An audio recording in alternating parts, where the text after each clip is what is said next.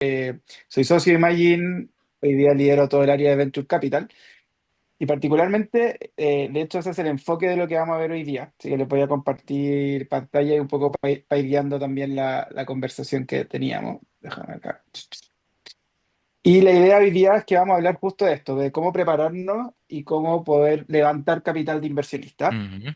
Y que este, digamos, que es como el tema hoy día inicial respecto a lo que vamos a estar abordando. Así que la idea también que esto no sea un monólogo, así que ojalá la mayoría pueda tener la cámara prendida y podamos también ahí ir haciendo preguntas y que esto sea lo más dinámico posible. Este también es el primer workshop que tenemos en el marco del programa, así que también a los que no pudieron ir ayer o no vimos ayer, bienvenidos. También aprovechar de darle la bienvenida oficial a Imagine Global. Hoy día tenemos tanto el foco, como vimos, tanto Estados Unidos como el sudeste asiático. Y de este tema van a tener dos approaches distintos. El primero conmigo, que va a estar más enfocado, perdón, ahí se me salió, de preparar bien todo lo que es hoy día, entender también el entorno de inversión, pero también entender, oye, cuáles son los actores, cómo me preparo para poder levantar capital y cuáles son las consideraciones. Y luego van a tener con la Ale Pérez uno que es más desde la lógica del corporate market fit. ¿Y eso qué significa? Van a hacer un zoom en cómo tienen que estar full preparados para pasar un proceso de due diligence y poder hoy día también recibir una inversión. Entonces acá vamos a ir desde lo más básico a lo bien específico. Entonces acá no solamente va a ser, oye, que van a conocer temas, digamos, más teóricos, sino que la idea es que van a poder salir claro con cuáles son todos los requisitos y cómo pueden prepararse bien para aumentar las probabilidades de levantar capital. ¿Ya? Entonces, este tema lo van a abordar en dos ámbitos, hoy día conmigo y luego en agosto, a principios de agosto, lo van a evaluar con la AE. ¿Ya? Así que para que también hoy día no es la única instancia en que van a poder profundizar sobre ese tema. Entonces puede que, y ahí les voy a indicar, hay algunas cosas que la vamos a ver un poco más por encima porque la van a profundizar con la Ale y otras cosas que van a hacer, vamos a hacer mayor doble clic, ¿ya? Y esto se va a unir con el workshop que tienen mañana con Max del Roadmap. Entonces ahí también les voy a mostrar cómo esto se conecta y la idea es que ahí podamos ir, obviamente, le puedan sacar el mayor provecho. También para que tengan claro, ahí algunos de estos workshops van a quedar, entre comillas, tareas. ¿Pero a qué me refiero con eso? Estas son las cosas que van a ir validando y profundizando en las reuniones uno a uno, porque la realidad de cada uno de ustedes es muy distinta. Algunos han levantado capital, otros no han levantado capital, otros están en proceso de levantamiento de capital, quizás unos están en etapas más pre-seed, seed, hay incluso algunos que quizás ya han levantado y están más para una serie A. Entonces, todas las bajadas más customizadas y personalizadas de esto las vamos a ir viendo en esas reuniones uno a uno, ¿ya? Yo voy a estar con un grupo y vamos a estar divididos varios de los ejecutivos de Imagine con el portafolio. Entonces, ¿por qué esa idea? También parte de este programa es que este es un programa no solamente genérico que van a venir a escuchar workshops o AMA y ver, sino que luego van a tener instancias de poder hacer esas bajadas y de poder ir profundizando para ir finalmente trabajando en una estrategia más personalizada, probablemente, tal como les dije. Así que vamos a partir. Acá solo para los que no me conocen, soy hoy día actualmente mi rol es de Managing Partner de Imagine Ventures, que es nuestra área de Venture Capital dentro del fondo. Ya tengo más de 12 años hoy día de experiencia en este ecosistema. Y hoy día mi rol principal es poder, por un lado, levantar capital para el fondo, que es algo que estamos partiendo ahora para levantar nuestro segundo fondo, pero también invertir. Ya tenemos 14 inversiones, dos más en due diligence, así que esperamos cerrar en nuestro primer fondo con 16 inversiones de distintos países de Latinoamérica, hoy día desde México, Colombia, Chile, Uruguay y también una que está en Estados Unidos. ¿Cómo vamos a estructurar hoy día?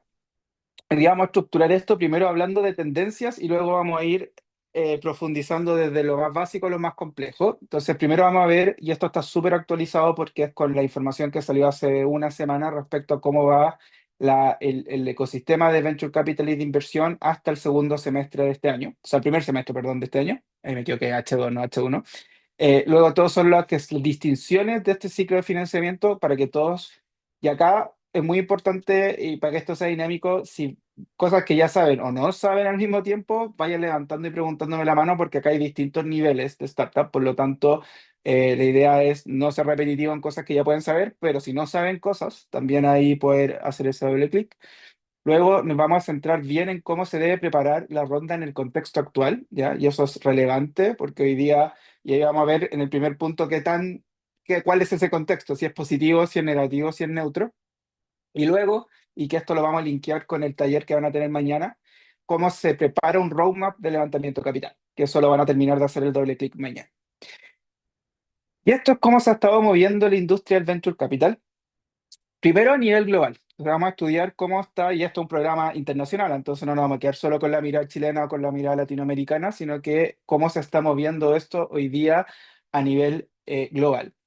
Y lo que podemos ver acá es que desde mediados del 2022 hasta mediados del 2024 fue lo que se conoció como el invierno del venture capital. ¿Ya? Si pueden ver con las cifras respecto al 2021, hubo una bajada muy, muy fuerte y una corrección muy potente, y eso se daba mucho por las condiciones macroeconómicas, o sea, después de todo lo que fue el COVID y el 2021, con el foco en reactivar la economía, tasas de interés muy bajas, y mucha liquidez en el mercado. Empezó el 2022 el efecto inflacionario, y eso llevó a que todo aumentara las tasas de interés, bajara la liquidez, fuera más caro finalmente endeudarse, y ahí se empieza a ver muy fuertemente también una corrección en este tipo de activos, porque hay que entender que este es un tipo de activo alternativo y de riesgo. Por lo tanto, cuando las condiciones económicas empeoran, no es el activo donde se van a refugiar necesariamente los inversionistas. Pero ¿qué empezó a pasar desde el Q4 del 2024? Si podemos ver los tres últimos trimestres, vemos nuevamente un resurgimiento, pero no menor, sino que bastante importante. Si miramos, por ejemplo, el promedio de los primeros tres trimestres del 2024 estaba en torno a 62, 64 billones de dólares por Q. Pero si miramos el Q4, fueron 92 billones casi, el Q1 fue 124 billones y el Q2 fueron casi 95 billones. O sea, hay un crecimiento bien sostenido. Y de hecho ahora cuando miramos esto, en particular el Q2 del 2025 es el más grande desde el Q2 del 2022. O sea, es el trimestre que más inversión movió en Venture Capital en los últimos 3 años. Pero no todo es tan bueno. ¿Qué es lo que ha pasado también? Han bajado la cantidad de inversiones. Entonces, cuando uno, y si volvemos al gráfico de atrás, esta línea que pueden ver acá, esta línea lo que va mostrando son la cantidad de deals, o sea, la cantidad de inversiones que se van haciendo por trimestre. Y si del pic que hubo a principio del 2022 de más de 15.000 inversiones en Venture Capital por trimestre, hoy día estamos en 6.000. ¿Ya? Ahí que notamos esto. Entonces, ha habido una baja, y eso a qué lleva. Esto lleva a que también se ha visto que el ticket promedio está creciendo. El ticket medio, ahí me voy a corregir porque no es promedio, el ticket medio de inversión ha aumentado.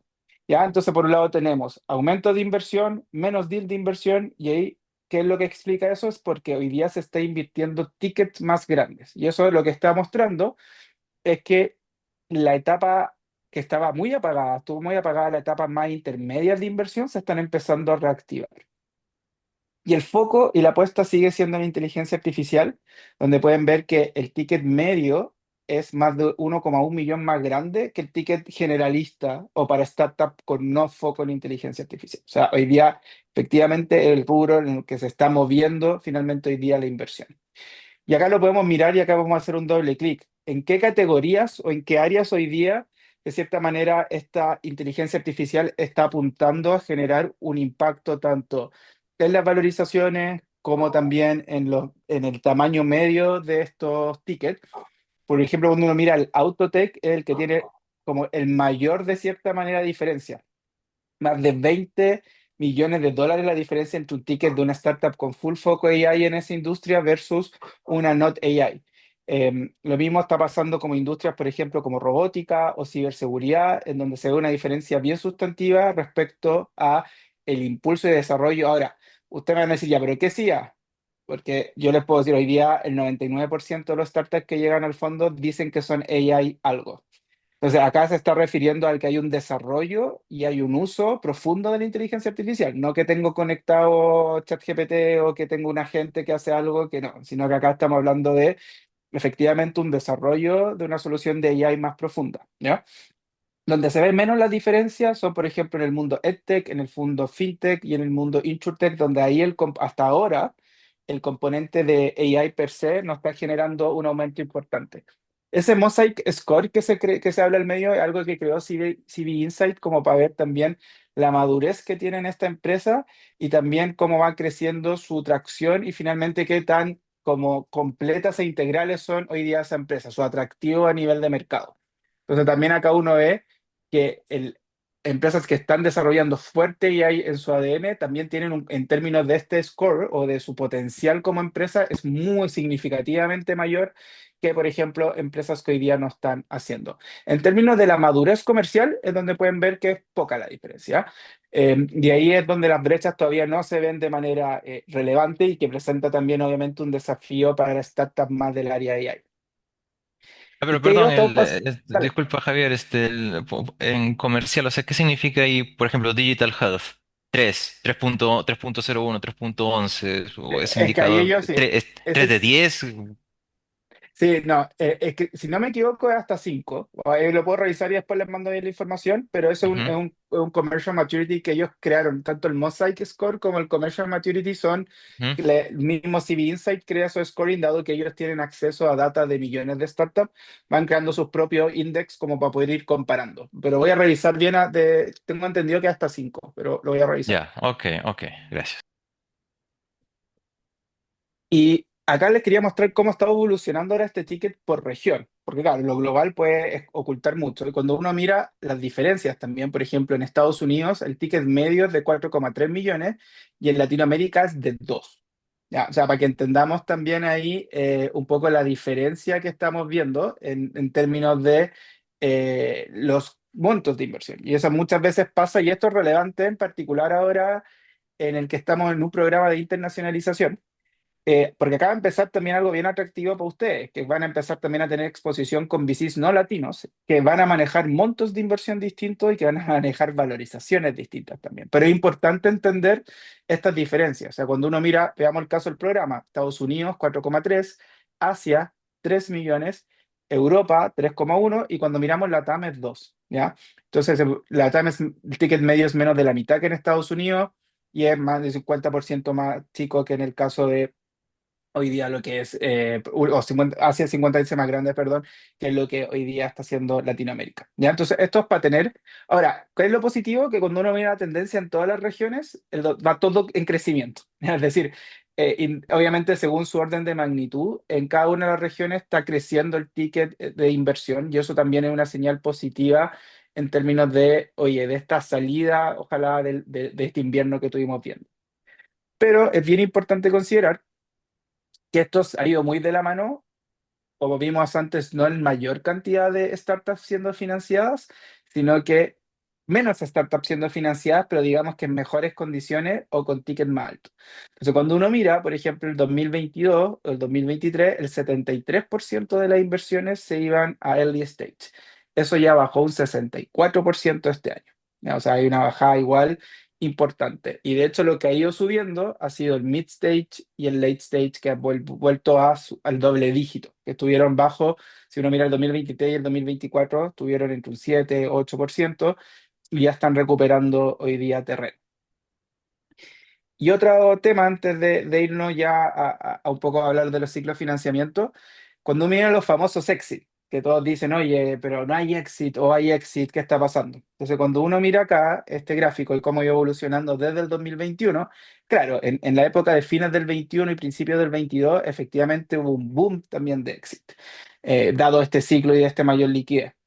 Pero cuando uno mira desde 2024 y 2025 se ha mantenido relativamente constante, ¿ya? O sea, si bien ha ido aumentando los signos de inversión, el mercado de exit sigue bastante estable sin todavía un resurgimiento. Y cuando uno mira los números, y quizás, claro, uno en la visión también de lo más internacional, que uno mira mucho esta lógica a veces del IPO, de la salida a la bolsa, que digamos es lo que se toma más los titulares, vean ahí lo que representa, o sea, representa menos de un 5% de la cantidad de éxito a nivel mundial. O sea, 2053 éxitos este último Q fueron por M&A, solo 85 por APO y 7 por SPAC, que son estos fondos especiales que se arman para generar hoy día Ah, una salida a la bolsa. perdón, y Eh, disculpa, Javier, ¿y Dale, M&A qué significa? no, obvio. M&A.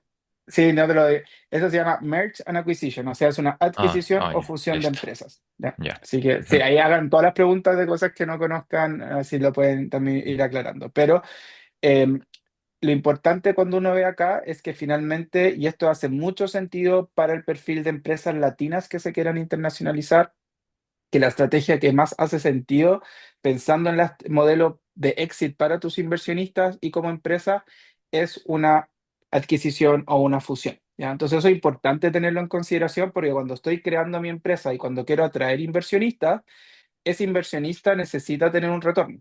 Ese inversionista no busca estar 20 años adentro de la empresa o vivir de dividendos, ¿ya? Que eso no es malo, ojo, solo que un inversionista de venture capital busca una salida. Por lo tanto, esto hay que tenerlo claro al momento de ir armando el roadmap, que son cosas que vamos a ir mirando ahí en un par de slides más. Y eso acá, porque lleva el contexto global. Bueno, lamentablemente en Latinoamérica todavía no hay signos de reactivación, ¿ya? eh, a diferencia de la tendencia que estamos viendo a nivel global. Porque sí, si uno mira el Q4 y el Q1, efectivamente hubo un crecimiento y había como una pequeña, íbamos siguiendo la línea de lo que iba pasando en el mundo, decir, ok, está volviendo a reactivarse porque el Q4 fue 1,5 billón, el Q1 fue 1,1 billón y cuando uno miraba el promedio de antes era como 0,7, 0,8.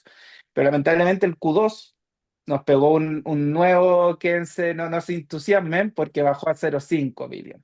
Y si miramos, es el Q más bajo pre-pandemia.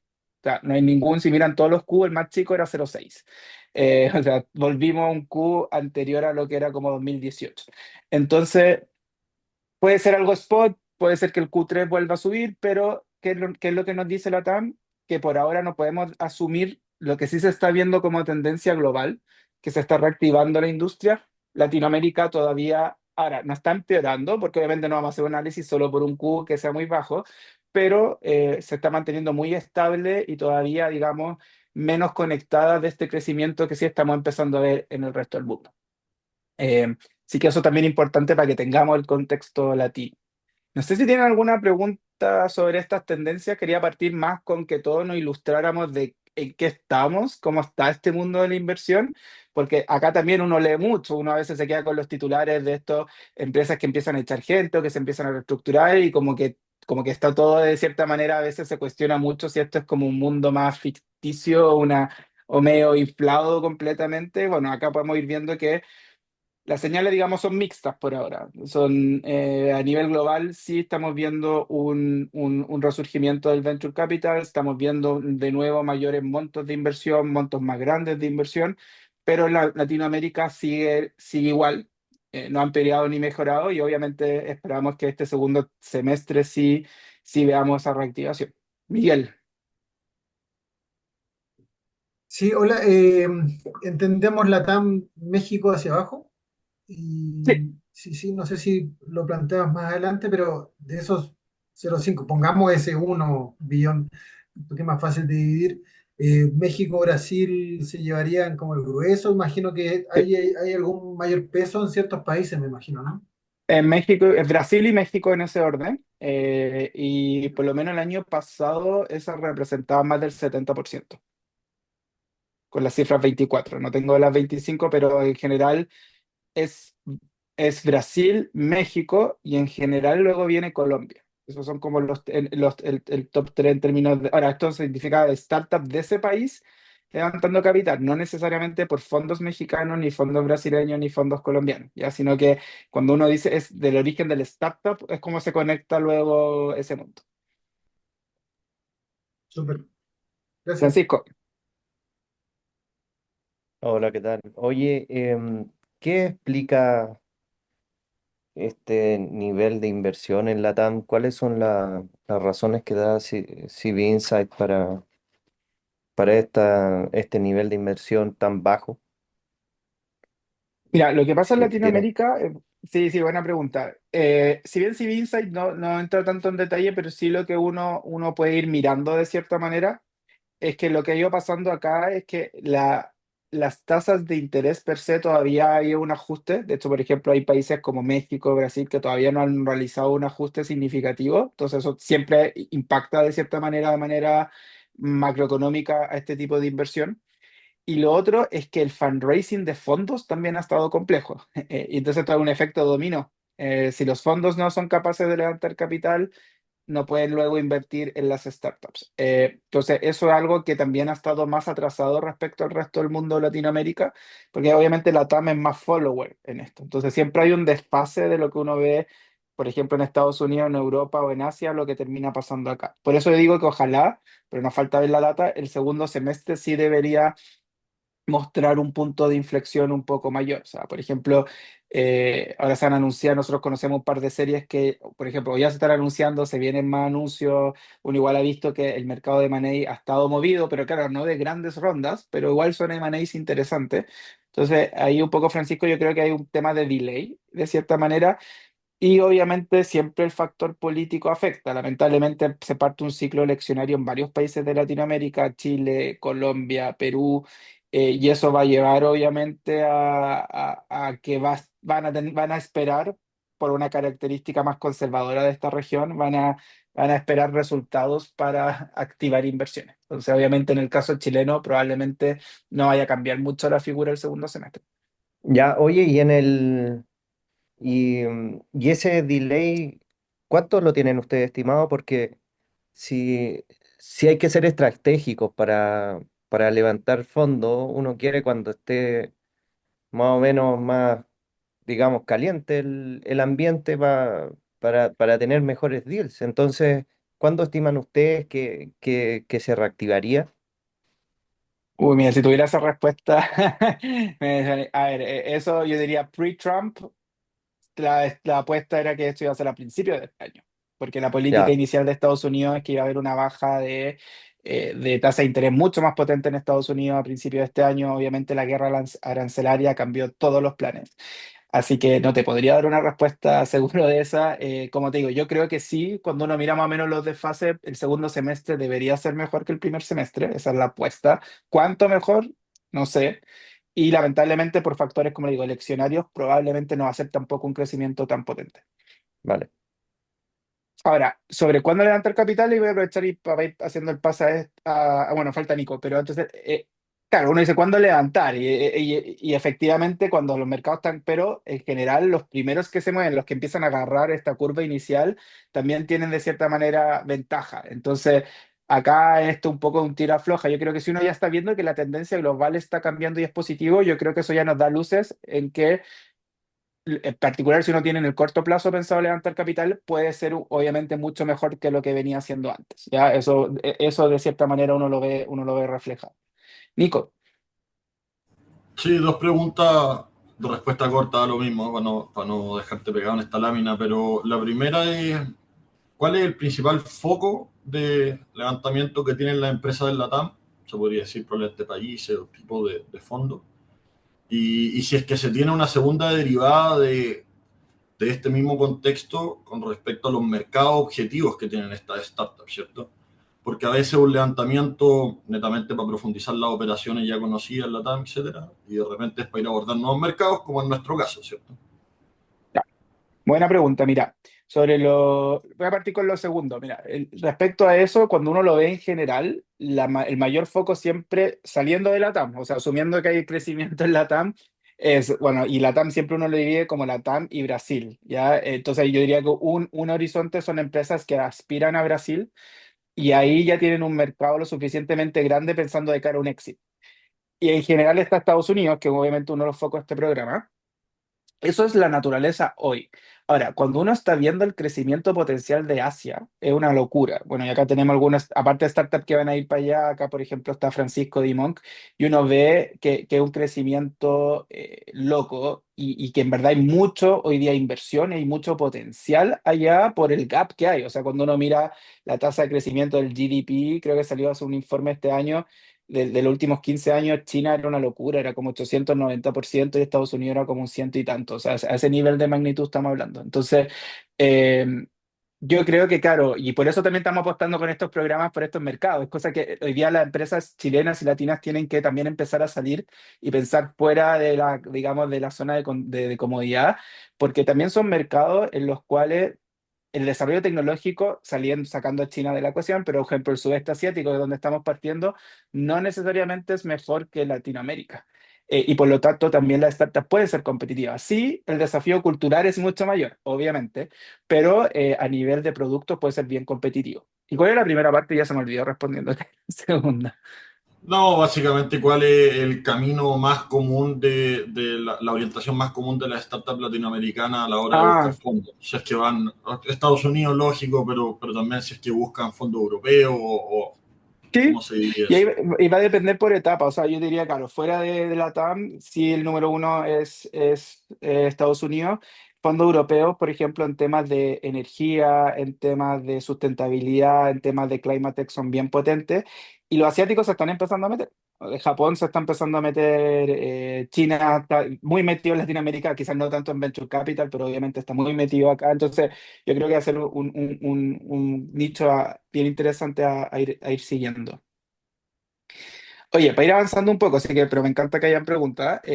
Vamos a ir hablando de esto, que acá puede haber un grupo que esto ya lo conoce y otro grupo que no. Entonces, lo voy a pasar un poco rápido, pero si tienen dudas, me interrumpen para hacer un doble clic, pero es importante que todos tengamos bien claro esta base. Este es un ciclo de financiamiento que no sé si lo voy a decir normal, porque no sé si todos lo han visto de esta manera. Porque acá se hizo bien famoso un libro del Valle de la Muerte y todo, pero acá, si se dan cuenta, pasa algo, que hay dos valles de la muerte. Entonces quiero que alguien me diga por qué creen que este gráfico puede ser más o menos realista de lo que es la vida de una startup. ¿Quién cree? Yo creo que es porque uno es para validar y el otro es para crecer. Claro, puede ser un factor, efectivamente. Porque al final, ¿qué es lo que pasa? Que todos creen que cuando uno logra un break-even, una vez, de ahí todo es maravilloso y es como un skyrocket hasta el exit, y eso no es así. Claro, hay un primer valle de la muerte que es el más conocido, que es decir, oye, logré crear de mi idea a un prototipo y de un prototipo a un producto que es capaz de vender y hacer que sea rentable. Ok, ese es el primer valle de la muerte. De ahí tengo todo lo que son los fondos early stage, en general mi financiamiento en etapas tempranas. Pero para escalar, muchas veces tengo que volver a crear un valle de la muerte, pero con inversión. Es decir, levanto capital y ¿qué pasa si tengo que abrir Brasil? ¿Qué pasa si tengo que irme a Estados Unidos? ¿Qué pasa si tengo que abrir China? Probablemente la empresa va a volver a perder plata, pero por una decisión estratégica de crecimiento, pero ya sustentada en que existe un modelo de negocios validado. ¿Ya? Y esa es la diferencia también en estos dos valles, ¿ya? Que efectivamente eh, se va generando ahí esa diferencia. Ahí creo, Charlotte, parece que quedó malo el link porque dice tiempo restante 9 minutos para que lo revisen, sino para Ah, que ok. lo actualicen ahí, si no se va a cortar. Gracias. Eh, nada. Entonces, ¿qué es lo que va pasando cuando uno lo mira en Chile? En Chile en general, ¿qué tenemos? Tenemos Corfo en un inicio, como el gobierno, incubadora, aceleradora. Luego vienen estos primeros fondos pre-seed y seed. Luego, y les voy a explicar bien eso. Luego viene en general lo que se conoce como etapas de serie A, serie B y los corporate venture capital, cuando corporativos empiezan a invertir. Y luego ya esta etapa más mediana, tardía, hasta llegar al famoso exit, ya, que conocen los emprendedores. Pero vamos a ir haciendo suma en cada una para que les quede claro. Entonces, cuando uno parte de la etapa inicial o en este Valle de la Muerte, ¿qué es lo que uno ve?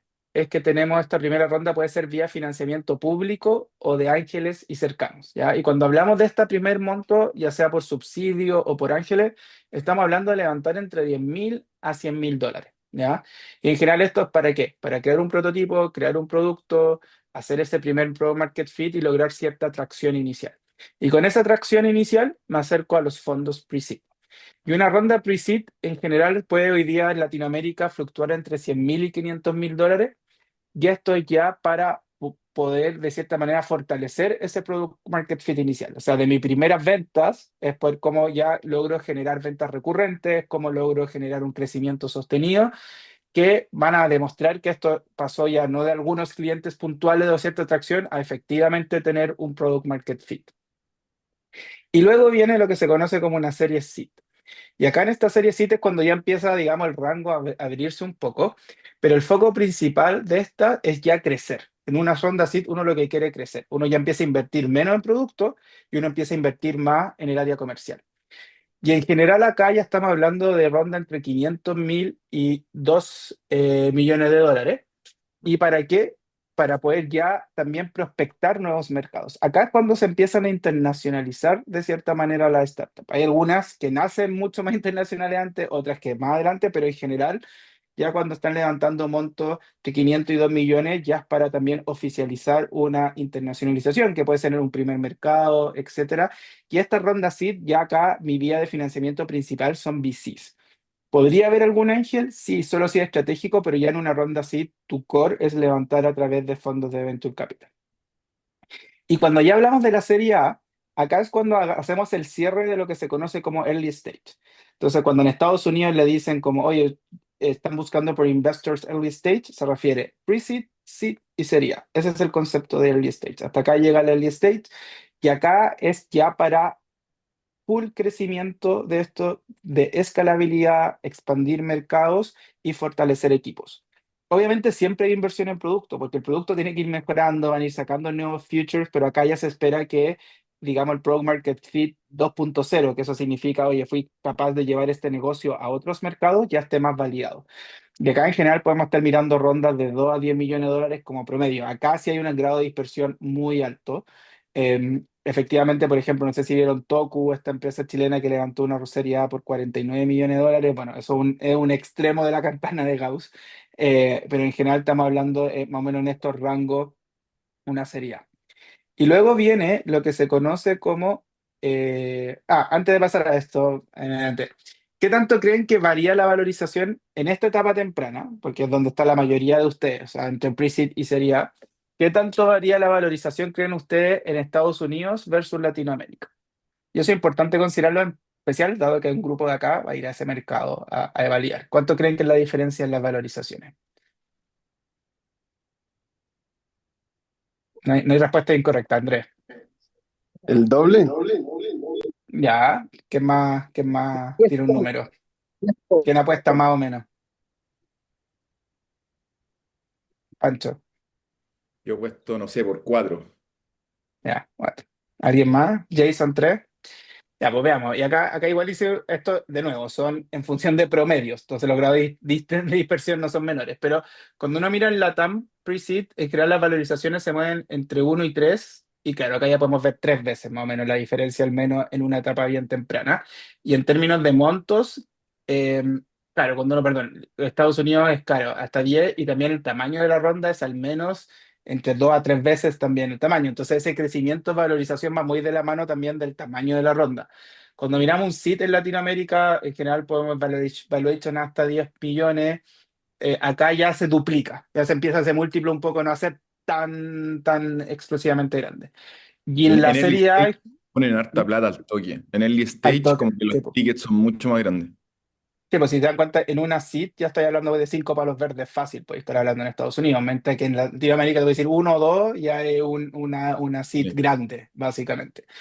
Y ya en Serie A, los montos, si bien en valuation, acá de nuevo podemos llegar a 2, 3 veces. Fácil, lo más que vale una startup, pero también la ronda, ya el ticket promedio puede estar en torno a 20, 25 millones. Jason, Sí, y también que varía, he visto que varía demasiado en cuanto a la vertical o el tipo de tecnología, sí, si AI, si exactamente. blockchain, Web3, como que es mucha diferencia. O sea, si mirábamos AI, por ejemplo, solo en ticket medio, el ticket medio ya era casi un 40% más grande del ticket medio de inversión de una startup full AI versus una startup no. Y lo mismo, por ejemplo, áreas más deep tech, el ticket, tanto por el uso de los recursos y todo, es mucho mayor. Entonces, efectivamente, por eso les digo que acá esto una media, pero no necesariamente como lo podemos ver.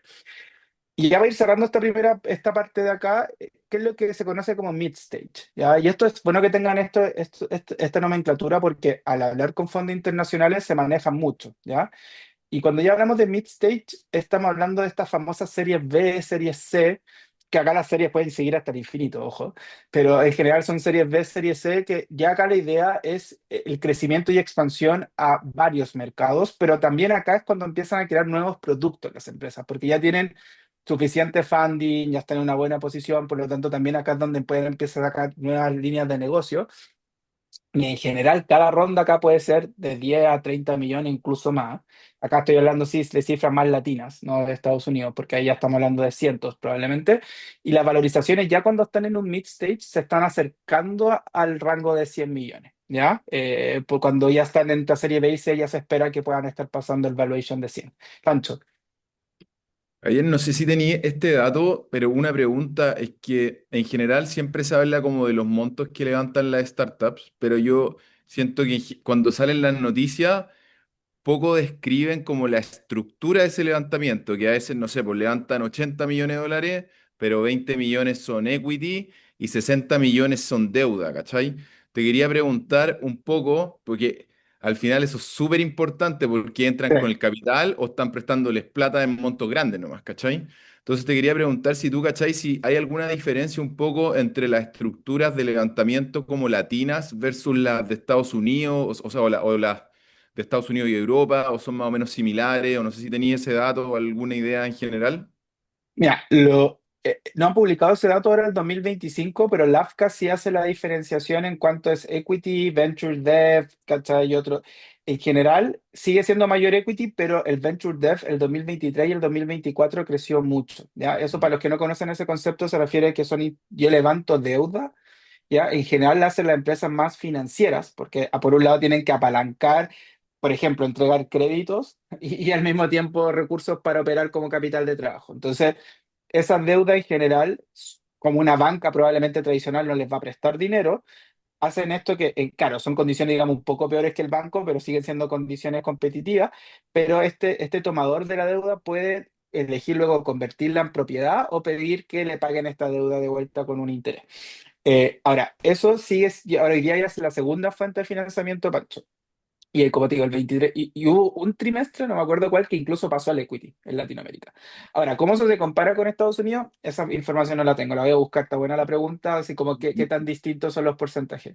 Me imagino, Javier, que igual de ir de la mano con las tasas de interés, o sea, en el fondo, mientras más bajas las Sí, tasas de interés, más equity, mientras más alta, igual van un poco más con depo. sí, o sea, al final esto va a ir muy en la lógica de, al final, cuánto vale, porque entre más bajas sean las tasas de interés, eso lleva a que para estos inversionistas que invierten en estos fondos, el costo alternativo es menor de poner Claro. plata en riesgo, ¿ya? Y obviamente ahí los fondos también se nutren. Y lo último Vale. para cerrar el late stage ya es cuando estamos hablando de empresas consolidadas que acá ya están en camino a un exit. Acá en general pueden haber pasado 7 años, 8 años desde que esas empresas se fundaron. Y acá cada ronda puede superar fácil los 50 millones, pero en verdad puede ser aún mayor, de cientos de millones. Ahora, en Latinoamérica en general acá es cuando vemos que son empresas que ya están entre 100 y 500. Y acá sí hago esta distinción porque obviamente un late stage gringo tiene la expectativa que esto ya sea un unicornio y que valga billions. Yo estoy hablando de montos reales de transacciones que uno puede ver con mayor frecuencia en Latinoamérica. O sea, si una empresa ya vale sobre 100 millones de dólares, una ya la podría considerar que una empresa que está en una lógica más late stage y ya se está preparando para un exit en función de los montos que uno ve acá en Latinoamérica. Eh, Esto lo voy a pasar muy rápido. Todos conocen, los que no, el concepto de Family, Fools and Friends, ya que son en general a los que uno llega primero a levantar capital. Y las incubadoras y aceleradoras son muy buenos, como estas, obviamente que ayudan mucho al crecimiento, a conectarlos con inversionistas, pero también a resolver. Y lo bueno es que hoy día la aceleración se ha ido especializando. O sea, se dan cuenta, este es un programa de aceleración internacional, pero entonces también hay focos de full fundraising, hay otras más etapas tempranas. Entonces, hoy día incluso permite que startups avanzadas tomen estos programas de aceleración por su grado de especialización. Los ángeles, ¿qué es lo más importante que hay que entender en un ángel? Que el ángel idealmente puede ser alguien que solo ponga dinero o que puede ser alguien estratégico, que pone poco dinero pero tiene muy buenas redes y conexiones en la industria o know-how. Entonces muchas veces uno suma un inversionista ángel no por la cantidad de plata que va a poner, sino por el know-how y por las redes que les puede abrir. O sea, les puede atraer eventualmente muchos recursos, pero es por las redes, no por su dinero propiamente tal. Y el crowdfunding, que quizás muchos de ustedes lo asocian hoy día a Brota, que es el principal actor acá en Chile, ha ido tomando también mayor peso. Es decir, hoy día existe la posibilidad de levantar rondas importantes en tamaño a través del crowdfunding, no como era hace algún tiempo, que era, digamos, más de nicho. Y el Venture Capital obviamente es, digamos, el actor principal del tipo de inversionistas que uno ve acá. Hay que tener claro que al final esto es un subconjunto del private equity, es como la parte de riesgo del private equity, de ahí es como nace hoy día el venture capital.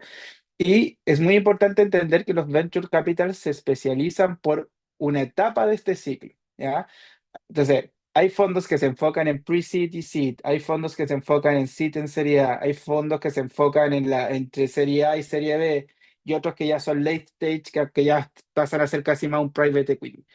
¿Por qué les digo eso? Porque muchas veces los emprendedores pierden mucho tiempo en sus rondas de inversión porque targetean mal el perfil de inversionista que necesitan.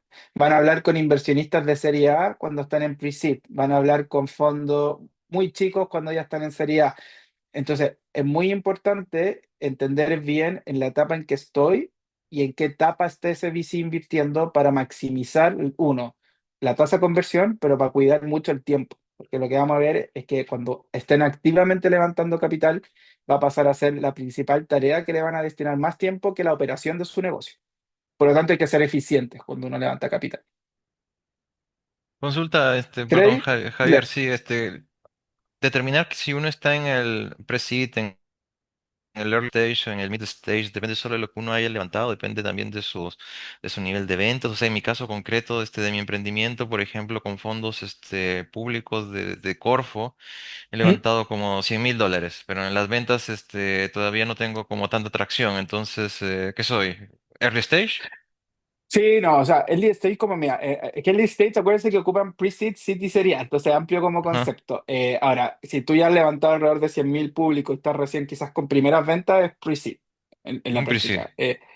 Esto va, porque, y ojo, que no es como por la primera ronda que uno levante necesariamente es pre-seed, a veces hay startup, hagamos el caso de Book. Book Ujú. se autofinanció, que eso se conoce como bootstrapping, o sea, los mismos socios financiaron el crecimiento de la empresa y pasaron directo a una serie A. La primera ronda de Ah, capital que levantó Book fue una serie A. ¿Ya? Entonces, no es ah, que porque yo levante una ronda, el tiro es pre-seed, va a depender del estado de desarrollo en el que esté la empresa.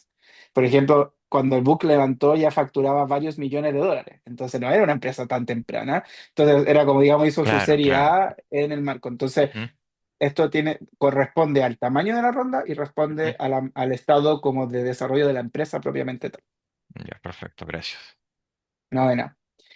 Oye, y esto es muy importante y lo paso muy rápido porque muchos no conocen realmente cómo se estructura un VC. Y eso siempre me llama harto la atención cuando hablo con emprendedores, porque todos creen que uno que administra un VC, como que uno es dueño de la plata y uno armó todo el fondo y todo, y eso no es así, sino que lo que uno hace, al igual que ustedes, y a veces los emprendedores dicen, ya, pero es que usted no sabe lo que es levantar capital. Y es falso, porque uno levanta un fondo y uno hace, da igual que ustedes, un fundraise. Y un fundraising mucho más largo, porque levantar un fondo de Venture Capital en promedio toma 24 meses. Es decir, uno está 2 años completos de su vida levantando capital todos los meses. Eh, pero ¿quiénes son los dueños del fondo? Son los que se conocen como los LP. Acá abajo donde miran que dice Limited Partnership LP, eso es el fondo. Ahí es donde está alojada la plata y los dueños de ese fondo son los inversionistas del fondo, ¿ya? Entonces, cuando a ustedes le hablen de LP, que lo van a escuchar quizás mucho en Estados Unidos, incluso ya en Latinoamérica, se refiere a los inversionistas del fondo. Y uno lo que es el GP, que el GP es la entidad que administra el fondo. Nosotros tenemos la potestad de administrar ese fondo, de decidir su tesis de inversión, en qué vamos a invertir o no. Obviamente, toda esa información lo tienen los aportantes. Cuando ellos deciden entrar a un fondo, saben la tesis, en qué vamos a invertir, en qué no vamos a invertir, dónde vamos a invertir, etcétera. Pero uno administra el fondo. Entonces, los aportantes, estos inversionistas, no deciden en qué va a invertir el fondo per se, sino que es el GP, la administradora, que ese, por ejemplo, es el caso de Imagine. ¿Y cómo es el modelo de negocio de un VC? ¿Ya? Y eso es súper importante. Un VC invierte en un modelo de portafolio de inversión. ¿Por qué? Porque uno busca distribuir el riesgo. Uno sabe que van a haber startups que van a fracasar, otras que les va a ir más o menos y otras que les va a ir muy bien. Y en general son fondos que tienen duración de 10 a 12 años. Y esto es súper importante porque uno en 10 a 12 años tiene que liquidar el fondo. Y ahí es donde yo les decía que a nosotros como VC no nos sirve una empresa que se va a demorar 20 años en tener un éxito o que, por ejemplo, va a vivir de solo dividendos, ya de utilidad, a partir de utilidades. Porque uno tiene que devolver la expectativa de la persona que nos puso capital es que al menos le vamos a devolver 3 veces lo que ellos pusieron, ¿ya? Y para eso necesitamos liquidar esto. Entonces, es súper importante y por eso cuando hablamos del exit, es que ustedes entiendan que si quieren levantar dinero con Venture Capital, porque ojo, no es el único camino para levantar. Ustedes pueden tener una empresa buena y rentable y que genere utilidades sin levantar con VC. Pero si nos vamos por el camino del VC, hay que entender que el VC está buscando un exit, ¿ya? ¿Por qué? Porque tiene un mandato de devolver utilidades y tiene un plazo, ¿ya? Entonces no, el VC no va a estar ahí 20 años con el fondo abierto esperando devolver capital, ¿ya? Entonces eso es súper importante y por eso el seco que se está viendo hoy día es cada vez más a empresas que puedan tener, por un lado, un crecimiento exponencial versus las pymes. Por eso un VC no invierte en una pyme, porque no tiene esa lógica de crecimiento exponencial y de escalabilidad, pero es súper importante este modelo de estrategia de éxito. Y hablando de eso, ahora vamos a hablar, ya entrando, entendiendo que todos tengan las distinciones bien claras de qué es un VC, qué es pre-seed, qué es seed, de tamaño de ronda, cómo debo preparar mi ronda, pero en el contexto actual, ¿ya? Francisco, antes de pasar a esto, ahí te la palabra. Sí. Hola Javier. Está muy buena la Hola, presentación, gracias. nena, Volviendo a la slide anterior, sí, que estos le fondos doy. Ah, eh, una más. diseñan el fondo para que dure 10 a 12 años. Eh, Entiendo que eso sesga un poco el tipo de startups que van a elegir, pero en verdad en la Absolutamente. práctica, ¿qué pasa? Al año 12 y un mes, si es que todavía quedan Ya, mira, startups que no han hecho exit. ya, buena pregunta. A ver, ¿qué es lo que uno empieza a hacer? No sé si han escuchado de los mercados secundarios. No, no quise hablar de ese tema porque obviamente si no habríamos tenido que estar todo el día en la presentación, pero hoy día empiezan a haber distintos mecanismos de éxito. Claro, lo ideal es que haya un M&A, esta fusión y adquisición, en algunos mercados gringos que salgan a la bolsa, siempre obviamente es factible que pase. Y ese es el mejor modelo de éxito. ¿Ya? O sea, porque ahí es donde tú tuviste los buenos retornos. ¿Ya? O sea, que luego pasa que cuando uno empieza a ver que es una empresa media zombie, ¿qué quiere decir esto? Que es una empresa que es rentable, pero ya no está creciendo a una tasa tan importante, quizás va a ser difícil que alguien la quiera comprar o si la van a comprar.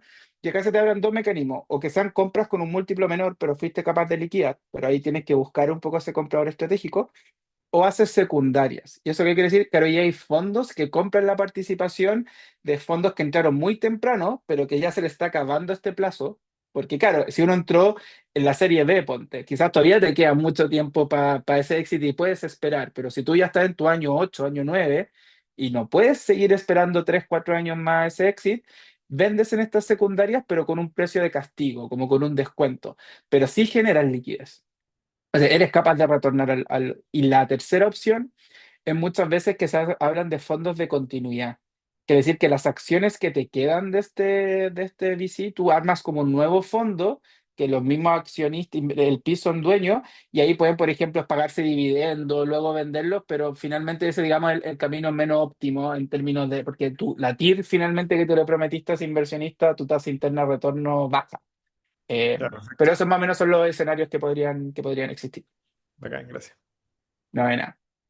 Ya, pues entonces veamos qué es lo que debo preparar. Y acá hay preguntas que quizás no muchos de ustedes se las hacen, pero son las preguntas claves a cuestionarse antes de partir un levantamiento de capital. ¿Necesito levantar capital? Esa es la primera pregunta que hay que hacerse. Después, ¿por qué? ¿Para hacer qué y con quién? ¿Ya? O sea, no da lo mismo con quién levantar capital, porque eso les dije, no necesariamente el VC es el camino, ¿ya? Yo soy VC, ojalá levantar, pero por eso digo, no necesariamente, y no vean que el VC es el único camino para levantar capital y tener una buena empresa. Y acá es donde entra la relevancia de tener un roadmap, claro, ¿ya? Y porque un roadmap, ¿qué me ayuda? Me ayuda a responder el por qué, el qué y el cómo, ¿ya? Porque me da y me ordena esa visión. No voy a entrar en detalle con esto para no hacerle spoiler porque este es su taller de mañana, pero mañana van a hacer este doble clic y van a trabajar justamente en esta estructura, en entender el por qué, el cómo y el qué. Desde la perspectiva comercial, de mercado, qué visión de venta y de métricas tienen, cómo va a ir evolucionando ese producto y servicio, cómo lo voy a llevar al cliente y qué recursos monetarios de inversión o de tecnología necesito para poder llevar a cabo ese roadmap. Pero ¿qué checklist yo debería hacer para saber si estoy listo o no para levantar capital? Primero, ver si tengo un roadmap, ¿ya?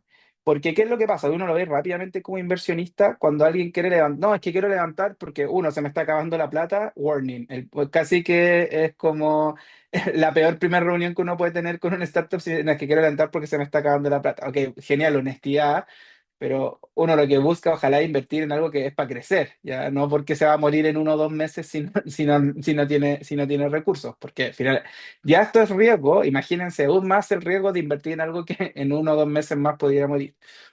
Segundo, que tienen un requerimiento claro de capital que necesitan, ¿ya? Porque hay muchos que a veces sobreestiman lo que necesitan o como por adecuarse al ticket del fondo, y acá es cuando yo les digo que a veces no hacen bien el match y se van a buscar fondos muy grandes y dicen, no, es que yo no invierto menos de un ticket de $1 millón. No, es que puedo armar la ronda de 1 millón y ahí es como todo se empieza a inflar y no necesariamente hace sentido. Y por eso lo que vale la empresa o lo que ustedes quieren que valga la empresa tiene que estar alineada a lo que se conoce como unit economics. Y cuando hablamos de unit economics, ¿de qué hablamos? De cuánto están vendiendo mensualmente, de cuántos clientes tienen, de cuánto les cuesta adquirir un cliente, de cuánto es su ciclo de venta. O sea, tiene que tener una lógica. Ahora, y esto no es un curso de valorización porque es un arte por sí mismo, en etapas bien tempranas como pre-seed, particularmente pre-seed, menos seed y ya en serie no, esto igual tiene harto de arte y de benchmark. ¿Ya? Y por eso yo les puse rango. En general, y en Latinoamérica, Preseed hoy día entre 2 o 4 millones de dólares es una valorización razonable, ¿ya? Porque en general hay poca atracción para justificar un número per se, pero ahí uno analiza el potencial de mercado, uno analiza el entorno competitivo, uno hace un análisis de varias cosas como para decir, ya, mira, tiene ese potencial. Ya cuando paso a Seed, en general puedo ver valorizaciones de 6, 8, hasta 10 millones hoy día, ahí ya uno ve que al menos tiene que haber una link con tus ingresos. ¿Ya? O sea, lo que estáis vendiendo tiene que estar en un rango, si es un ingreso recurrente de no más de 8 a 10 veces lo que estás vendiendo anualmente, es lo que te debería valer la empresa. Y ya en una serie A, que ya van a tener 4 años de historia más o menos en promedio, ahí ya uno puede hacer una valorización más, digamos, rigurosa en términos de cuánto vale una empresa, ya porque hay historia, hay monto, hay crecimiento, hay una serie de cosas que... Ahora, ¿qué otros factores? ¿Qué pasa si, oye, me voy a ir a meter a China? Me voy a meter a Estados Unidos. ¿Y por qué es importante estos programas de internacionalización? Porque si ustedes ponen una bandera y empiezan a tener clientes ahí, esa valorización implícitamente sube por el potencial del mercado en el que están. ¿Ya? Entonces, no es lo mismo decir que mi roadmap diga voy a crecer a Colombia, sin desmerecer Colombia, que voy a crecer a Estados Unidos o que voy a crecer a Singapur o que voy a ir a China. ¿Ya? Eso automáticamente aumenta el valor de su empresa. Entonces, eso es súper importante y por eso también la idea de, oye, y tener estos programas que los lleven hacia el mercado. Súper importante que los socios estén alineados. A veces uno se da cuenta que habla con un socio todo el rato y después llega a un precomité y invita a todos los socios y uno empieza a ver que no hay un grado de alineamiento tan claro respecto a qué hacer con el dinero, cuáles son las prioridades, etcétera.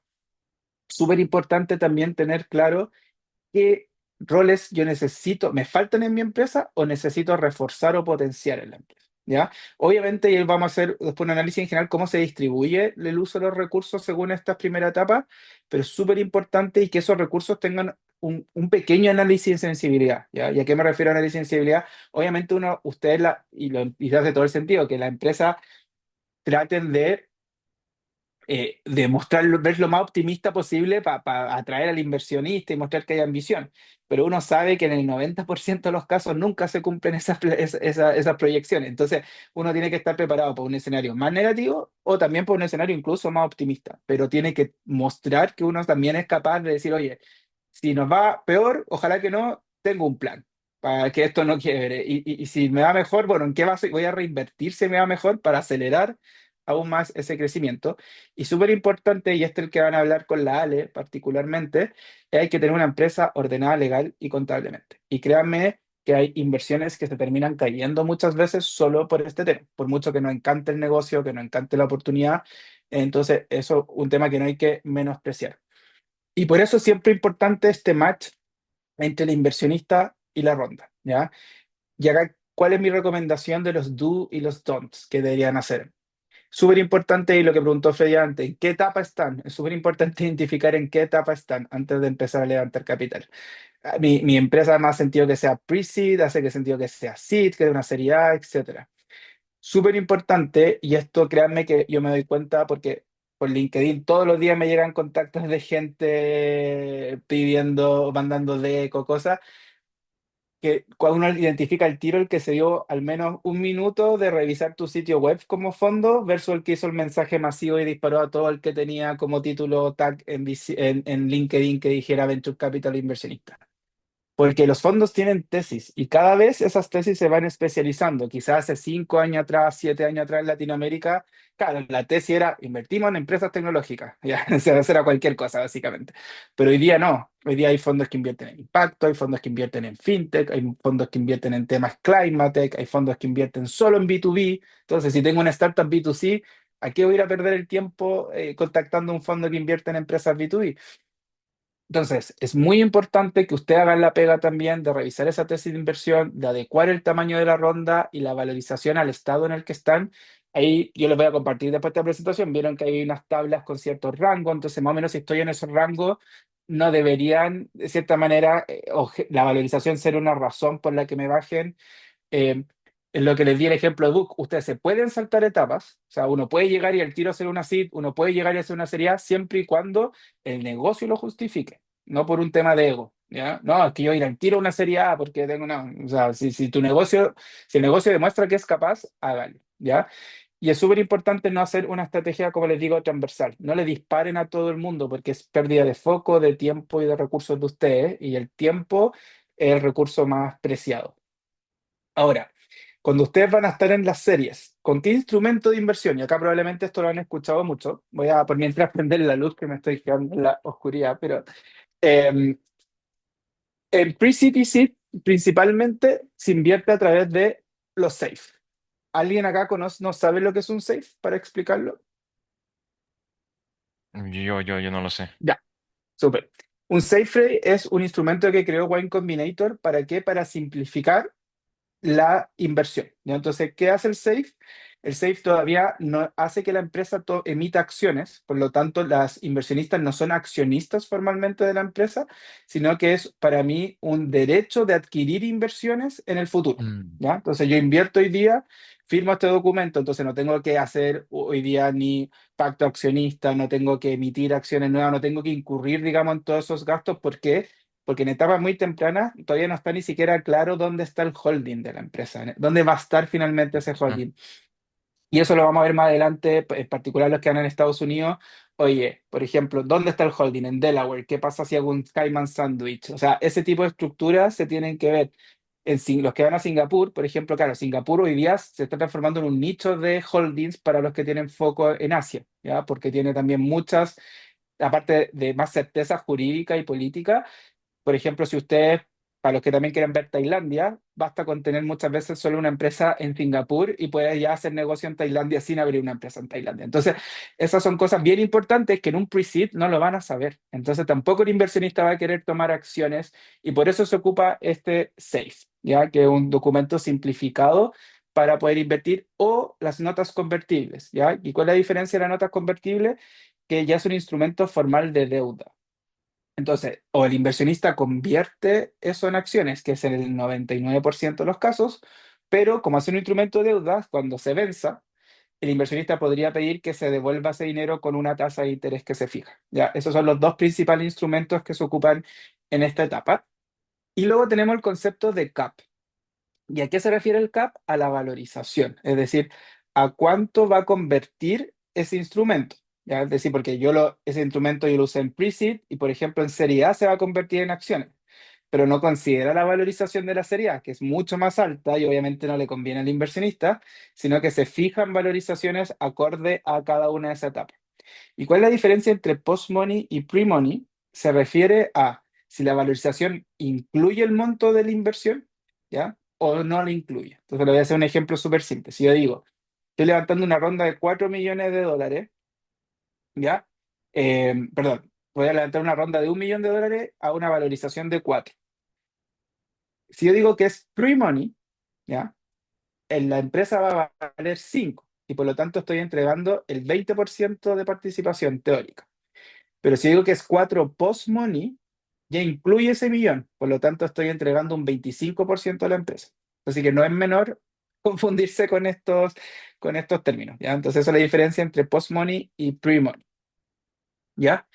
Y en general, cuando ya uno llega a la serie A, es cuando uno emite acciones y hace como una ronda, digamos, más tradicional que se llama de equity, o en Estados Unidos la van a conocer como price round, ¿ya? Porque allá se pone un precio a la acción, porque se emiten acciones que tienen un precio tangible. Y ahí todos los inversionistas anteriores que tenían safe y notas convertibles se convierten en esos instrumentos y pasan a ser accionistas oficiales de la empresa, ¿ya? Entonces, es súper importante que entendamos ahí esos conceptos. Y consideraciones que ustedes deberían tener de cara a una serie SID y serie A. Y esto es más para los que están en esa etapa, pero es súper bueno que todos lo sepan ya de cara a que van a llegar a ese punto. Ya cuando uno está entre una serie SID y serie A, ya tiene que tener claro su estructura de holding. Ya vaya a ser en Delaware, donde el más común, u otro país. Pero ya en esa altura, uno ya eso sí debería tenerlo claro. En general, la dilución en SID tiende a ser entre un 10 a 15%. ¿Ya? Eso, tanto en pre-SID como en SID, ese es el rango recomendado de dilución por ronda. En Serie A, ahí me faltó incluirlo, en Serie A sí es mayor. Puede ser entre 20 a 25 porque ya son rondas mayores. Pero lo recomendable es que en SID y en pre-SID estén diluyéndose entre un 10 y un 15% por ronda. ¿Por qué? Porque a veces hay rondas puentes entre estas rondas donde se vuelven a diluir. Entonces, para cuidar que no queden muy diluidos los founders. ¿Cuál es el objetivo ideal? Es que ustedes después de una serie A tengan el 50% de participación de la empresa, el grupo de founders, incluyendo los stock options que se guardan al equipo, que se conoce como ESOP. Entonces, cuando le hablen de ESOP, se refiere a esas acciones que yo tengo reservadas para entregar a empleados claves de la compañía. ¿Ya? Entonces, eso es súper importante. Y esto se los voy a dejar para que ustedes, y esto es un instrumento gratuito para que ustedes lo puedan mirar. Este es un que se conoce como un modelo de cap table y de waterfall tool. Esto es para crear los famosos, cuando a usted le hablen del cap table, ¿qué es el cap table? Es básicamente su registro de accionistas, cuánto porcentaje tiene desde todas las personas que han invertido, cómo eso se ordena en términos de rondas y en términos de participación. Este es un instrumento gratuito que ustedes lo pueden bajar, ¿ya?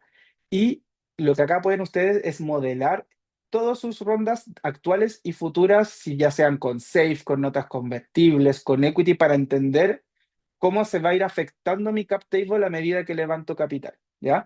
Y eso es súper importante, porque como les digo, uno, y esto a mí igual todavía me sorprende, yo diría que casi el 70-80% de los startups que nosotros analizamos no tienen bien hecho un fully diluted cap table y tienen sobreestimada la dilución real que van a tener.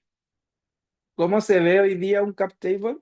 Es básicamente así, uno lo clasifica en acciones comunes, ¿ya? Que son las primeros que uno ve acá. ¿Quién tiene acciones comunes? Las acciones comunes las tienen en general los founders y los primeros que entraron como inversionistas, los amigos, familiares o esos inversionistas ángeles que entraron primero.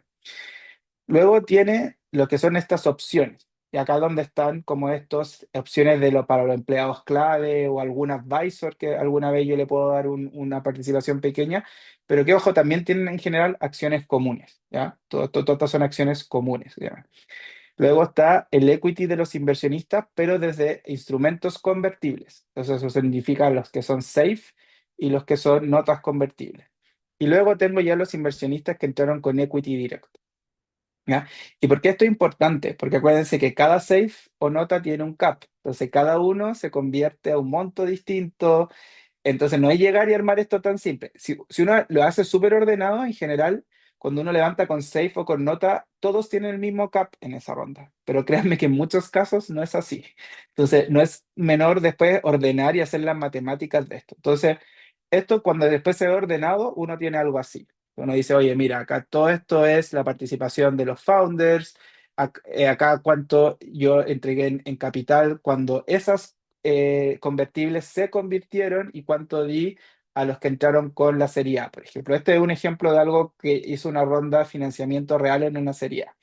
Entonces, es muy importante que esto lo tengan bien hecho porque créanme que, uno, se van a ver bien profesionales frente al inversionista y les va a facilitar mucho los procesos de due diligence. Así que después yo les vamos a dejar este link para que ustedes descarguen. Acá viene con un video, así que también ahí les puede ayudar a bien armar el Excel pero importante que entendieran más o menos en qué consiste. Y ya para ir abordando el último punto, y acá también dejar unos minutos ahí para discusión. ¿Cómo viene este roadmap de levantamiento? ¿Ya? ¿Y por qué de levantamiento? Porque, ojo, mañana van a hablar de un roadmap estratégico de internacionalización, que es un componente es el de levantamiento de capital. Entonces, lo que van a ver mañana es más amplio aún que levantamiento de capital, pero por eso yo hoy día le voy a hacer el zoom a la parte de levantamiento de capital para que luego lo complementen con lo que van a ver con Max mañana. Entonces, volviendo a esta estructura que vimos hace un principio, en general acá uno lo que tiene que hacer cuando hace un roadmap es entender finalmente, te va a entregar los insumos para entender ese why y los recursos que necesito para ejecutarlas en el how, ¿ya? Entonces, donde uno dice, bueno, cuando uno arma este roadmap, ¿dónde está finalmente la inversión que necesito? Acá abajo, en el how. Cuando yo digo los resources que necesito, ahí es que decir, para todo hacer todo lo que yo quiero hacer arriba, o sea, para todos los mercados que quiero abrir, para todas las metas de ventas que quiero hacer, para todos los clientes que quiero llegar, para todo el producto que quiero desarrollar, para toda la estrategia de marketing que voy a hacer, bueno, cuáles son los recursos que necesito, ¿ya? Y ahí es donde se focaliza finalmente el roadmap de levantamiento de capital. Y acá les repito lo mismo. Acá hay que tener claro bien ese equilibrio entre el cuánto quiero y cuánto necesito, ¿ya? Y eso es súper importante que se lo cuestionen, porque de nuevo, levantar capital hoy día no es fácil, ¿ya? Vimos los montos, vimos lo que está pasando en Latinoamérica, o sea, hoy día levantar quizás ronda ya más grande de $500.000 hacia arriba, menos de 6 meses puede que no tome, o siendo optimista. Y por lo tanto, estos altos recursos que van a dedicar ustedes. Por lo tanto, es súper importante no a veces inflarla estas rondas, porque entre más grande sea la ronda, muchas veces es más difícil de levantar. Entonces, qué importante cuando estén armando este roadmap desde la perspectiva de inversión, pensar, cuando estoy hablando de producto y tecnología, ¿cuántos recursos internos versus externalizar recursos? En operaciones, ¿cachai? ¿Cuánto hoy día yo tengo que sacar roles claves del área tácticas? Porque en un principio, cuando estamos todos partiendo, acá todos tenemos múltiples sombreros. Uno está metido un pedazo en operación, vendiendo, mirando productos. Ok, pero si levanto capital, lo que quiero hacer es robustecer mi estructura y lo que debería ir pasando es que los founders, excepto quizás el COO o el de operaciones, no debería estar metido tanto en tareas tácticas, ¿ya? Porque al final le está quitando visión estratégica a la empresa, ¿ya? Eso no quita que nos tiene que estar, y cuando para que no extrememos ningún discurso, no es que no tenga que conocer el día a día, está metido en el día a día, pero no puede ser que el 100% de su tiempo sea el día a día. En una etapa temprana va a ser así, ojo. Acá estamos hablando de un roadmap que es levantar recursos para justamente ir profesionalizando y hacer crecer la empresa. En lo comercial es súper importante considerar la fuerza de venta en los nuevos mercados. En marketing, cómo me voy posicionando y cómo genero mejores leads. Y en los legales, ojo, que no muchas veces menor, porque hay que considerar que a medida que ustedes crecen, abren nuevos mercados, algunos startups están sujetos a regulaciones, o para armar esta estructura de holding, entre más tiempo espero y entre más crece la empresa, más caro es armar todo eso. Entonces también hay que considerar hoy día esos recursos para esto. Ahora, cuando estoy en una ronda ángel o un corfo, en general uno diría que cerca del 80% va a estar dedicado a producto y tecnología, un 10 y 15% va a estar en comercial, porque tampoco tengo tanto que vender si no tengo todavía un producto finalizado, y un cerca de un 5% para temas legales y administrativos, ¿ya? Cuando ya paso una ronda pre-seed, sigue siendo el foco principal producto y tecnología, probablemente más de la mitad de la ronda va a ser para invertir en eso. Ya empiezo a invertir en operaciones, porque obviamente ya empiezo a tener clientes, empiezo a tener tracción. El área comercial ya empieza a tomar mayor protagonismo, porque generalmente antes de eso va a ser solo el founder vendiendo. Acá ya empiezo a tener o un lead generator o alguien comercial que me empiece a ayudar. Ya empiezo a invertir en marketing, porque ya necesito captar clientes, no solamente yo orgánicamente ir a buscarlos, sino que ya necesito empezar a posicionarme. Y los legales, los digamos, todavía se mantienen en un rango mínimo. Pero cuando ya estoy en una ronda seed, ya se empieza a equilibrar producto con lo comercial. O sea, en general tienden a pesar lo mismo dentro de la estrategia y si uno suma lo comercial con marketing, debería superar lo que ya estoy invirtiendo en producto. Ojo, esto no considera startup deep tech o startup que requieren mucho desarrollo tecnológico. Ya, eso sí hago esa salvedad, porque probablemente en ese caso, incluso en una serie seed, lo principal va a seguir siendo todavía producto y tecnología. ya operaciones también empieza a tener un rol un poco más protagónico. Entonces es súper importante que entiendan esto, porque cuando yo armo mi roadmap o cuando yo voy a ir también a pedir plata a un inversionista, esto también es lo que están esperando. Si todavía ven que en Citi, en Serie A, la mayoría del dinero se va solo a producto, solo a producto, solo a producto, y las curvas de crecimiento comercial no crece, eso es una señal de alerta. Entonces, siempre importa que a medida que ustedes van evolucionando, cada vez esto se va a ir equilibrando. Producto probablemente nunca vaya a bajar de un 25 o 30% lo que van a levantar, porque obvio, es una empresa que tiene que seguir hoy día mejorando su producto, ser competitivo, desarrollar nuevos features, pero ya se empieza a equilibrar finalmente con todos los recursos y finalmente el foco comercial que uno busca tener. Entonces, ¿cuáles son los factores a considerar? Como resumen un poco de todo lo que esto que hay. El cap table y la dilución. Siempre es importante que justifiquen de cierta manera esa valorización, ¿ya? Eh, y acá uno lo que ve es que en general también una memotecnia fácil es decir, oye, si yo me quiero diluir entre un 10 a un 20% y tengo más o menos claro cuánto quiero levantar, me da luces del rango de valorización que debería considerar. Pero esa no puede ser mi única justificación para decir cuánto valgo. Oye, que quiero levantar $500.000 y no me quiero diluir más de un 10, entonces valgo 5. No, esa no es una justificación para un inversionista. Eso les da un punto de partida a ustedes, pero hay que buscar una justificación luego para llegar a eso. Algo bien importante ya cuando, y en particular para lo que estamos viendo hoy día en términos de mercado, se tiende a subestimar mucho la apertura de los mercados, ¿ya? Y en particular mercados como Estados Unidos, México, Brasil, van a requerir la presencia de un founder viviendo allá, ¿ya? No un founder que va una vez al mes o que va cada vez al trimestre y tiene un country manager. No, y para eso también este tipo de programas les va a servir para realmente validar cuál es el modelo que puede hacer bien sentido en estos mercados. El nivel de sofisticación tecnológica es bien importante que si la tecnología, como dice el punto antes, es el core del negocio, lo que lo están creando algo tecnológicamente disruptivo, obviamente los montos de la ronda van a ser mayor y el uso de los recursos en tecnología van a ser mayor. ¿Por qué? Porque los recursos tecnológicos son lo más caro. Entonces, por eso las áreas deep tech siempre los montos de inversión son mayores. Y hay que entender que el contexto hoy día es competitivo. Entonces, hoy día, ¿qué se va a requerir? Mayor de inversión en marketing, mayor inversión en comercial. ¿Por qué? Porque finalmente hoy día los fondos están privilegiando la rentabilidad o el potencial de rentabilidad. Entonces, no me sirve nada tener un proyecto tecnológico muy potente si no soy capaz de venderlo y demostrar que hay tracción en el mercado. Entonces, tengan muy eso en consideración de no solo ir a vender o que ir a vender que el producto es lo mejor, sino llevar evidencia de que hay una necesidad concreta del mercado de, oye, de poder levantar ese capital. Y para cerrar, y ahí discutir un poco, van a quedarles tareas y lo puse entre comillas, pero la idea es que si esto lo puedan desarrollar, porque ahí pronto después la Charlotte les va a estar agendando y coordinando con cada uno de sus ejecutivos, van a empezar reuniones uno a uno con el equipo de Imagine. Y acá hay dos cosas que la idea puedan trabajar. Mañana van a hablar sobre este modelo de roadmap. Entonces la idea es que desarrollen su roadmap y con todo este conocimiento también hagan bien doble clic hoy día en incorporar esta parte de levantamiento de capital.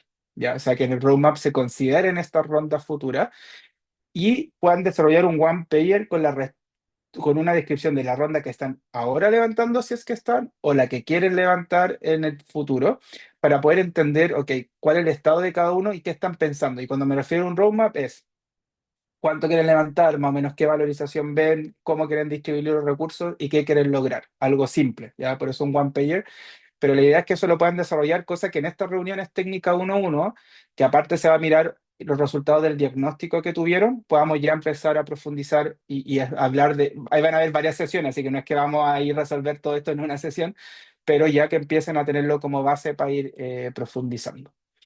Así que eso, ahora igual nos quedan unos minutitos, así que feliz de preguntas, comentarios, etcétera, para que ahí aprovechemos.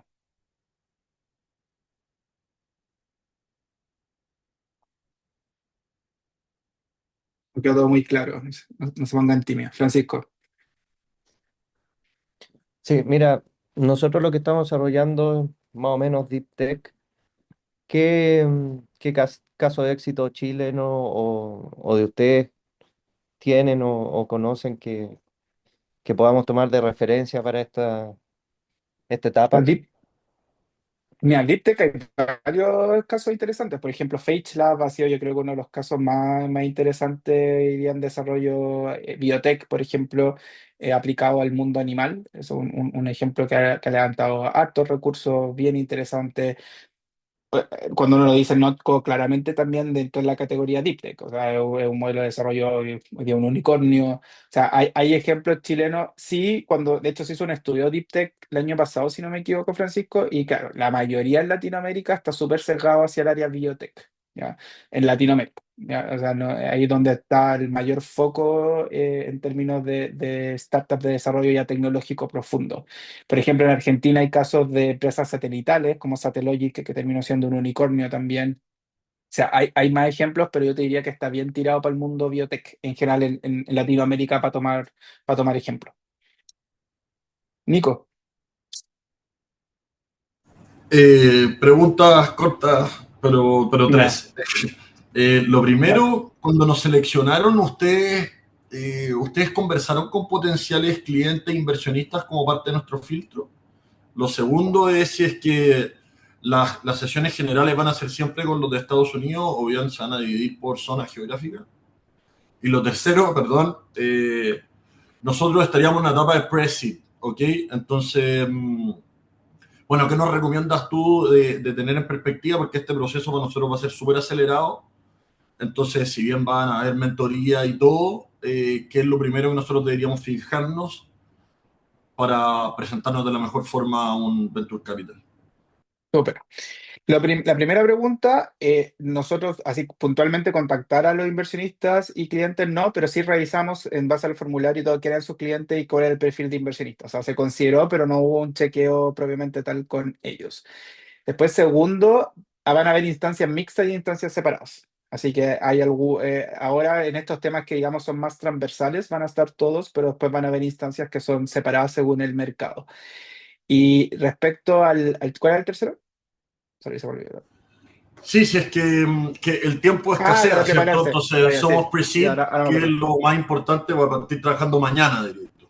Mira, eso es súper importante y eso también lo bueno, aunque sea autorreferente del programa, que todo lo que es el advisory y las mentorías los vamos a enfocar y en esta primera sesión técnica se van a definir bien esos focos. Cosa que, si por ejemplo tu foco, Nico, quiere ser ahora full fundraising, tanto tu mentoría como advisory board se enfoquen en eso y también, por ejemplo, ahora en agosto, desde mediados de agosto, los de Estados Unidos y en septiembre, si no me equivoco, y la charla me voy a corregir en Asia, van a empezar a tener los deep dives con Start 2. Y eso, ¿qué se busca en esos deep dives? Justamente lo mismo. ¿Dónde vamos a poner el foco? Porque el viaje allá y la inversión tiene una componente grupal y componente individual. ¿Cuál va a ser el foco de esa componente individual, tanto a nivel de eh, mentores como a nivel de corporate connection o investor connection? Entonces, de cierta manera, esto se va preparando desde allá y uno le va dando foco, ¿ya? Si bien en los workshops van a haber varios temas, en el trabajo individual uno le va dando focos particulares según la necesidad. Entonces, ahí lo vamos a ir mirando caso a caso con cada uno. Gracias. Eso, no sé si alguien más tiene alguna última duda o pregunta.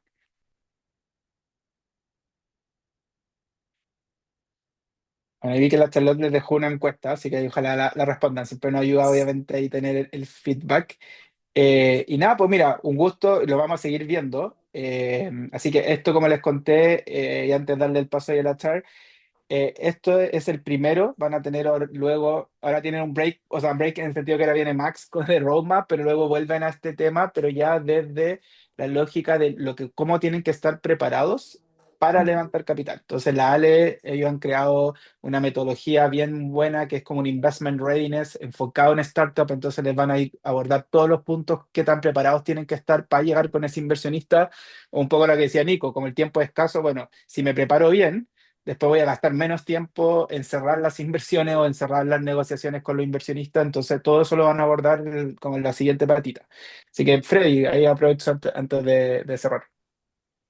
Sí, tienes un detalle de los datos de este slide de cómo se invertía en inteligencia artificial del AI Companies Command Funding Premium, porque quiero como ya hay como investigar un poco en Digital Health. Tú dijiste de que, por ejemplo, ahí no se estas inversiones en IA no es, hoy voy a poner una inteligencia artificial generativa, un agente, no, sino que es algo más profundo. Entonces me gustaría como ya ver un poco más de detalles de qué tipo de inversiones son y ver si es que tienen alguna intersección con algunos proyectos que yo también estoy pensando para mi emprendimiento y que requieren IA, pero ¿dónde puedo tener más detalle de eso, ¿no? Para investigar. Sí, miren, acá les voy a dejar en el chat, les dejo el link donde está ese CV Insight Report que salió hace como 10 días.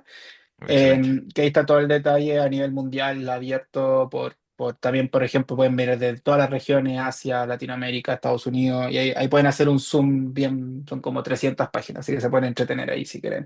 Pero y yo le hice la versión resumida para los que no o lo pueden poner ahí en un notebook LM y le hace un podcast entretenido para que vean ahí de eso. Excelente, muchas gracias. De nada. Char, te dejo a ti ahí ya, pero muchas gracias por su tiempo y sorry de nuevo por el error, los problemas técnicos al principio, pero espero que hayan disfrutado y les haya sido útil este primer workshop que tuvieron del programa. Sí, muchas gracias, Javi, por ese tremendo taller. De verdad, como incluso yo aprendí demasiado, entonces muy bacán, de verdad. Y muchas gracias a todos por conectarse. Y perdón digo, por el problema técnico, le prometo que será la primera y la última vez. Pero bueno, vi que todo el mundo alcanzó a conectarse, entonces lo más importante. Y bueno, solamente como algunas cositas como para recordarle que, bueno, el taller fue grabado, entonces si quieren volver a visionarlo, si algunas cosas no le quedó muy claro, se puede. Y como en máximo mañana, como vamos a configurar un poquito el espacio Monday para que tenga acceso a todo el material, si bien las presentaciones, también con las grabaciones, para que todo el mundo tenga acceso a todo eso, incluso las personas que de repente no se pueden conectar. Y bueno, como decía Javier, le envié como en el chat una encuestita súper cortita, solamente como que vamos a ir como enviando desde como después de cada taller, para que nos puedan como un poquito dar su feedback, que nosotros también podamos ir como mejorando algunas cosas. Y creo que será todo. Y mañana nos vemos de nuevo a las 9, como menciona Javier, con Max para el tema de roadmap y estrategia. Y bueno, esta vez sin problemas técnicos, como se los decía. Así que eso, como vamos con todo y tengo muchas gracias por asistir. Y Javier, muchísimas gracias por esta tremenda instancia. De verdad, súper interesante todo Ah, y eso. perdón, una pregunta. ¿Para mañana tenemos que llevar algo medio preparado? No, no, no. Ah, ya, ya, No, perfecto. nada. No, Listo. esas tareas un poco que les puse y les vamos a mandar es que los traigan un poco preparados para su primera reunión uno a uno, ¿ya? Pero eso Claro, es Ah, ya. para que ahí las sí. reuniones al final sean más customizadas y saquen más valor. Súper, súper. Muchas gracias. Ya, porque estén muy Eso. bien. Que estén muy Cuídense. bien. Muchas gracias. Muchas Chao, gracias. chao. Muchas gracias. Que estén bien. Chao. Chao. Chao, Un chao. abrazo. Gracias. Chao. Chao. Chao. Gracias a todos. Nos vemos.